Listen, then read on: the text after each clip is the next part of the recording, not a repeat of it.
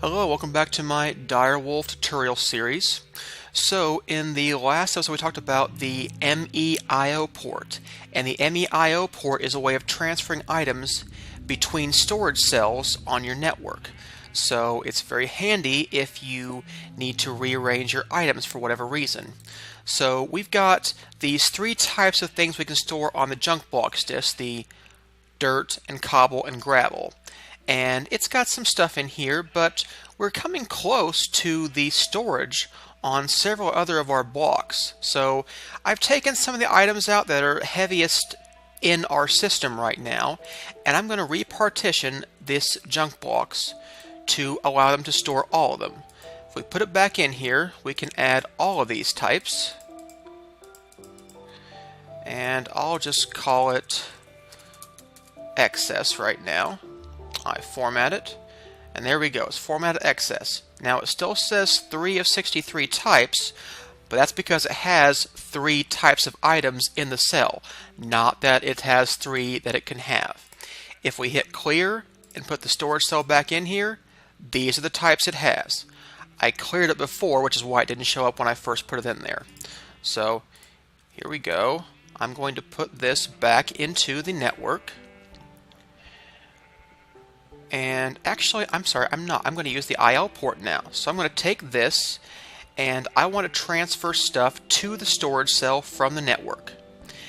And I'm going to move to the output when the work is done. So we're going to put everything from the network that will fit on this drive. So here we go. You can see there's more bytes being used, more, and now it's done. So, if we go into our network now, I shouldn't have saltpeter, oak wood, rubber wood, fence, blah, blah, blah, blah, blah in the network. It's all on this cell. If I put the cell back in the network, you can see that we have those things again. And now they'll go on the heaviest, or on that first cell, which has more storage space. So now we can put 3,000 bytes on that one, and the rest of them have less in use. So that's a good way of maintaining your storage when you make smaller capacity blocks. You know, the 4Ks rather than 16Ks. 16Ks get rather expensive. With auto crafting, it's not that bad really, but I don't see the need to waste the resources. They do consume a lot of iron, some other things, so I just don't see a big need to waste the space if you don't have to. And that's a good way to use the IO port. You can also use it if you had an ME chest. So if we built an ME chest and took it out to our quarry, we could put a storage disk in there, and we could take the storage disk back and swap them out, put the storage disk in the IO port, and put everything in the network. So it would be a manual process, but it would be a pretty easy way to get the items into our network. Now, I haven't seen a big use case for that. Thermal expansion has some things we're going to be using instead, so I'll probably go the thermal expansion route. And so, alright. So, I also want to build a machine from Minefactory Reloaded, which is called the Unifier.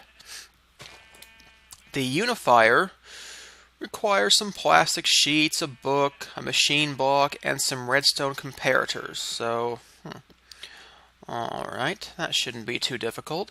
The Unifier is going to take items and turn them into their first OR dictionary equivalent. So, one problem we've run into in the auto crafting is we have 2 different kinds of copper. But like I told you before, the auto crafting system is usually very specific about the type of copper or the type of item you put in there. If I tell it we need copper ingots from industrial craft, it's not going to take copper ingots from thermal expansion. But the Unifier will take them in there, say this copper is the same as this copper, puts them all as industrial craft copper, which I guess is the first result. I don't really know which one it picks, but since they're all equivalent in all the recipes, it usually doesn't matter. It's really helpful for, combining your ores, because the smeltery can produce, sometimes the smeltery produces Tinker's Construct items, sometimes it produces industrial craft. Sometimes when you put the blocks together and then deconstruct them, they come into a third mod, so there's all kinds of different ores, and the Unifier is kind of a way to solve that problem. So let me go get the items we'll need to make that, and I'll be right back. Okay, I'm back, and the Unifier, I'm ready to make that now. Oh, you know what? I lied to you. I'm not. So do I have any paper? I do. And I didn't make a book, but I can make a book. Alright, now I'm ready. So there we are, the Unifier from Minefactory Reloaded. So it does not need power, and if I take some of that thermal expansion copper, you can see we get copper from industrial craft, and it's pretty much even. I pretty much, takes no time. I don't actually know what these preferences things do, so yeah, I don't know about that. But one thing I do know is that we can use import buses to help us get things back into the network from there. So if we had an import bus, what are we waiting on? Oh, we're just waiting because it takes time to cook things. We need to improve the speed of our network. That would help us out. Alright, so there we are, an import bus. And I'm going to need some more cable. Let's see, do I have any more cable? Sure, lots of cable. Alright, so now anything we put in there is going to go back into our network. So let's see here. Here's some thermal expansion tin, and here's some industrial craft tin. So why don't we take the thermal expansion tin and put it in there? And as you can see, it's going back in the network. Takes a while to pull out. It doesn't pull out stacks because it isn't a precision import bus, just an import bus, but not a big deal. So, I don't want to have to keep going back over and over again to figure out, well, what's in here, what do we need to put in there. So let's craft an export bus. And we actually want a precision export bus, which will give us filtering capabilities. With a precision export bus, we can put the wrong types of material right into the Unifier, and they'll be pulled back out with the input bus. So we need an export bus and a basic processor. An export bus is cable, an interface, a piston, and iron ingots. So let's make an interface. What else do we need? Need a piston.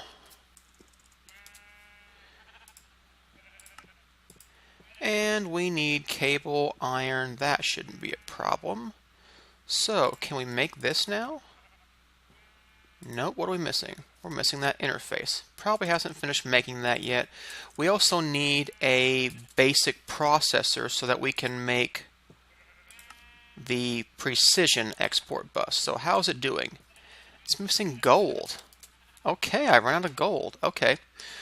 Well, wonder what I should do about that. You know what? I think we will go and do a little bit better with this, since we're going down to fix things anyway.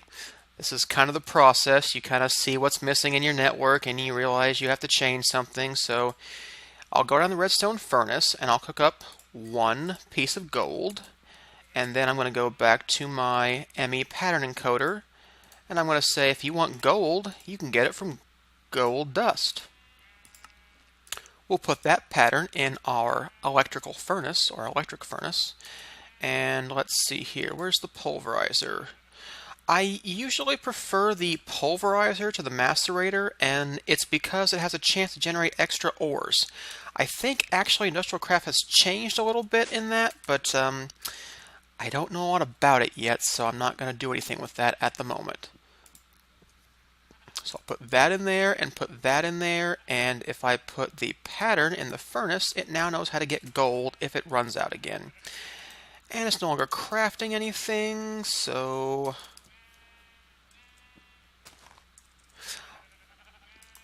now we can make our export bus. And a precision export bus is like that.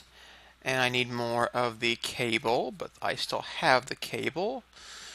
Oh, that's not going to look right, is it? Alright, hang on. I want to make a couple changes. Don't know if you noticed that, but Minefactory Reloaded is compatible with the Omni wrench too.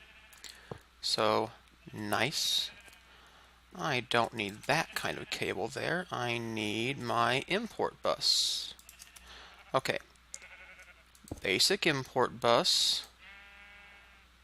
And where's my export bus? Alright, here's my precision export bus. And I think for Minefactory Reloaded it's going to have to go on the top. So if I right click on this, we're going to get the interface. So it can be always active, it can be active without signal, with a signal, once per pulse. And it can move single items or stacks of items. So if it's always active, it's going to put stuff in here. But the precision export bus requires you to filter. It's not just going to grab random things out of your network. That would be kind of weird. So let's see what kind of things we can grab out of here. Well, these tin ingots are different. And let's see here. What else do we have in there? Do we have any more of that copper? Looks like we're good with that right now. Well, that's all I know of right now. But let's go take that and put that in there. So there we go. We put that in there. It dumps tin in there, and it's going to pull tin out. And you can barely see it because it keeps pushing it in here, and it pushes it in there faster than it's taking it out. So you can see it barely moving, but it is actually moving and taking things in. It's just that this puts things in here in stack mode, and it takes things out one at a time. So there you go. It's got very little tin left. It's now almost out of tin in the network. It'll put it all back in. And we can put other things in there as needed. So now we have a way of taking our odd metals and putting them back where they belong, or putting them back into other usable things for easier crafting. Because that was one of the things that always confused me, was that why isn't it using the ore dictionary? Copper's copper, but the system cannot be sure that the ore dictionary will produce a recipe that actually works. So they don't have a good solution for that. It's just they've decided it's not going to work. So, well, that's the breaks. So anyway, not bad. There we go. All of our tin is of one kind, and that's pretty helpful. So we've got crafting going pretty well right now. I think the next thing I want to work on is working out a better system of power for our quarry. We haven't even finished one quarry yet, and I'm thinking we're going to need more to get the kind of copper where we need to finish our HV solar array, which is kind of our big goal right now. So let's see here. Looks like this is out of power. I'm tired of refilling this too, so I'd like to get lava from the Nether. And let me think about how I'm going to do that, and I'll be back with my plan. Okay, I'm back. So I think for the lava, we're going to get it from the Nether, and we're going to use an ender-thermic pump from Extra Utilities. The ender-thermic pump requires an iron pickaxe, a bucket of water, a bucket of lava, a diamond, some ender-infused obsidian, and an eye of ender. Okay, so an eye of ender, I can get one of those. Put that in the network. Ender-infused obsidian. Needed 4 of those. That's in the network. I need an iron pickaxe. That's in the network. I need a diamond. That's already in the network. So all I need are 2 buckets, and I've got to fill one with water and one with lava. So I need a couple buckets. I think I used all my buckets on other machines earlier on, so I wonder if I have some more lava somewhere. If I don't, I'm going to have to go get some, or make some with the magmatic pump. Sorry, the magma crucible. I would never have thought I misspoke as often as I do until I started recording these videos and listen to myself and find out it's just all the time pretty much. Okay, I need a piece of netherrack then. We'll go make some lava. Let's see here, magma crucible. We'll just stick that in there. And the ender-thermic pump will get the lava for us. It will do the job of pulling up the lava. And it helps to reduce lag on servers by replacing the lava block with cobblestone. So there's not a bunch of flowing lava in the Nether, which is a problem for servers with lots of players. It wouldn't be a problem if I just used a buildcraft pump, but this I kind of like it a little bit better. So I saw it in someone's video and I thought that's a good idea. So obviously someone already thought of it. So let's see here. We also need a way to get the lava back here. So I'm going to use ender tanks for that. An ender tank is like an ender chest, but for liquid. You put a liquid in here, and wherever it has liquid in it, it always has that liquid somewhere. So it's not too expensive. We'll need 2 of them. We need a cauldron. I need 2 of those. And then I think I have everything we need. And now I should have enough lava to get that. I'm wondering if I need that giant railcraft tank or not. What's the configuration here? That should be output, and that should be input.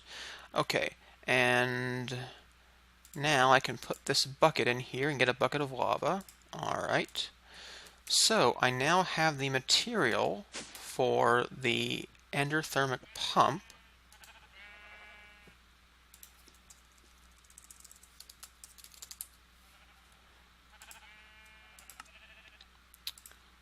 Lava bucket, water bucket. There we go, the ender-thermic pump. So, I'm not 100% sure if we actually need a tank or not. I mean, it will just drain. I don't really know. I generally make a giant iron tank from railcraft and store tons of lava in there, but I'm wondering if we actually need to do that. I guess I'll find out. Alright, I'm going to go to the Nether and find a place to put this pump, and I'll be back when I'm there to show you how to use the pump. Okay, I made it to the Nether, and I've got a place to put our pump, and in fact I've already placed it. I will show you, if we look out this place, that we're right on top a lava, bed, and we need to be, because that's how the ender pump works. It's got to be like 1 block above. So, let's see here. I needed to go back, actually, after I made these, to get these redstone engines, because the redstone engines, as you can see, trigger 10 Minecraft joules. It does need power. So, let me see if turning these on makes it work. Okay. So, I should be seeing this tank fill up pretty soon.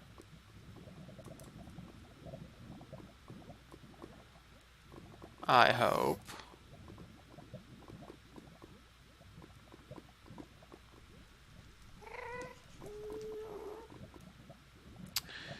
I might be 1 too high, actually. Alright, let's see here. Let's break my engines and my torch. I didn't bring a thing, so I'll have to use a... Okay. So, let's assume that we are too high up. I'm going to need to go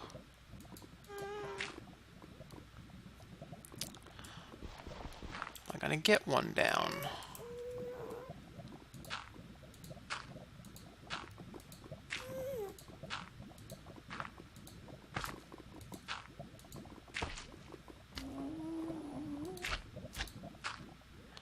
let's do this. Let's put it there and there.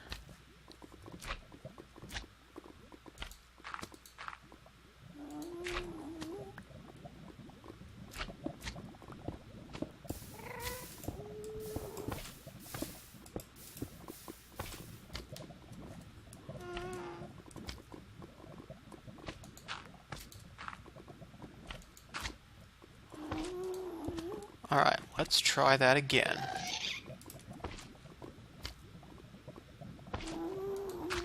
I don't like to hear that noise. That noise always means bad things.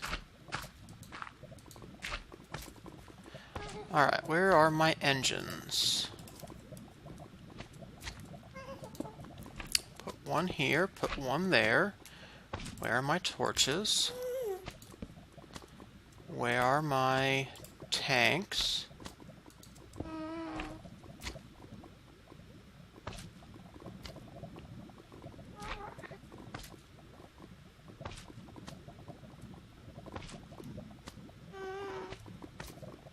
Pretty sure this should be working now.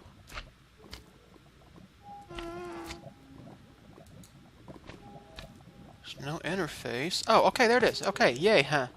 Alright. I was getting concerned for a moment. But there we are.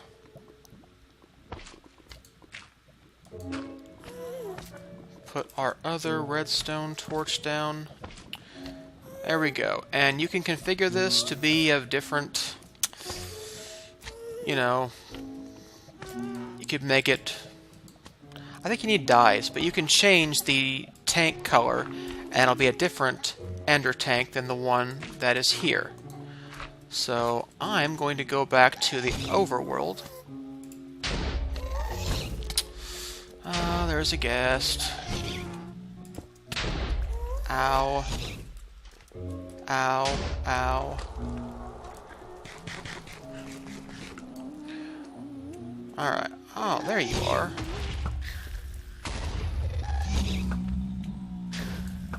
Okay. Problem solved. You know, kind of. Magma cream? No? Okay, whatever.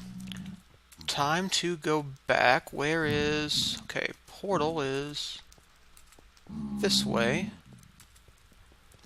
So I am going to climb my way back up, hopefully get back to the overworld. Okay, so we're back in the overworld. I did find my way back. So as you can see, ender tank. It is full of lava here. It will be full of lava in the nether. It's just going to take areas around it and fill it with cobblestone and take the lava out and put it in the tank. So it's really handy, and it's all barricaded with stone, so it should be pretty secure. This thing here, if we shift click, we change from input to output mode. You can see it's in output mode now because the magmatic dynamo is full. If I shift and turn it back where the blue side is up, you can see the lava goes down because it's using it. So we have an unlimited source of lava for our magmatic dynamo to run our quarry right now. Our quarry won't stop until there's nothing else to do. So, hey, we've got a perfect quarry now. The ender-thermic pump also comes with a chunk loader, so the nether will stay loaded while it pumps out lava, and it will keep getting lava for us. So, you know, I'm thinking I will probably go ahead and make a giant lava tank. I'm not sure how well this is going to work. Alright, I don't know. I'm kind of undecided. I guess I'll see how it works. Obviously, this is not how we want to use it permanently, you know. But we could put this on top of Fluiduct and get like 5 more or 4 more of these magmatic dynamos and run the quarry faster. That's an option. So we've got a few things we could try, see how they work out. I think what I will do is replace the power in the basement. I think that's what I'm going to do right now. We're going to switch these from steam dynamos to magmatic dynamos, and I might take the steam dynamos back out to